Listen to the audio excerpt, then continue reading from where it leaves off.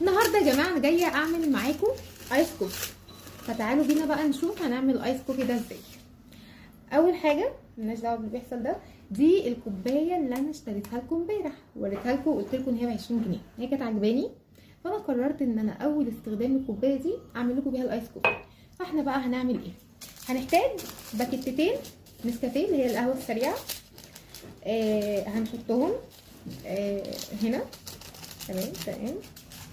و الكيس ده ميزته ان هو بيتفتح كده سهل يعني. طب ليه مش بنستخدم البرطمان؟ مش استخسار يا جماعه، بس احنا ما بنشربش ايس كوفي كل يوم. المهم هنحتاج بقى معلقه او معلقتين صغيرين ميه سخنه. ادي معلقه، حاسه ان المعلقه كفايه جدا، حط لها هي معلقه.